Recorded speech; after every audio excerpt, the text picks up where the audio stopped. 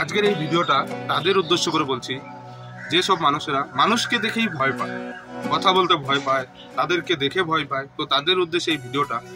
দেখো, জীবনে কাউকে দেখে ভয় পাবে না, ঠিক আছে?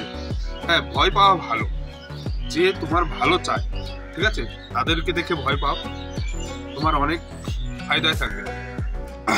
আর যেসব মানুষ তোমার ক্ষতি চায়, তাদেরকে দেখে কিন্তু একদম ভয় পাবে, ঠিক আছে? যখন তুমি জীবনে কিছু করবে না, তো তোমার বিরুদ্ধে অনেক লোক তোমার পিছনে লাগবে, তোমাকে নানান কটু কথা বলবে, ঠিক আছে, তোমাকে ভয় দেখানোর চেষ্টা করবে। তো তাদেরকে দেখে তুমি কিন্তু ভয় পাবে, ঠিক আছে?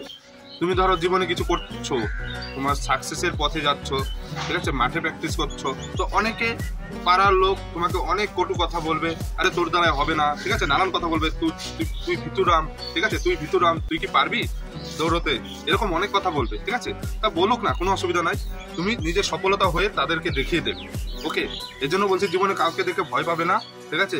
এবার কিংবা যদি তোমার বিনা দোষে তোমাকে যদি কেউ তোমার বিরুদ্ধে টর্চার করে, অত্যাচার করে, নানান কথা বলে, ঠিক আছে, তারা যদি 10টা কথা বলে, তুমি কমসে কম একটা কথা বলবে, ঠিক আছে? একটা কথা তাদের বিরুদ্ধে মুখোমুখি হয়ে দাঁড়াবে, ঠিক আছে?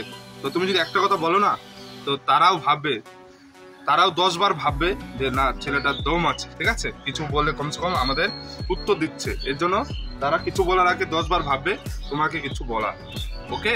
এর জন্য কাউকে দেখে ভয় পেও না, ঠিক আছে? তাদের মুখোমুখি হও, তাদের মুখোমুখি কিছু কথা বলো। কথা বললে কোনো প্রবলেমের সলিউশন হয়, কথা না বললে কিন্তু কোনো প্রবলেমের সলিউশন হয় না, ঠিক আছে?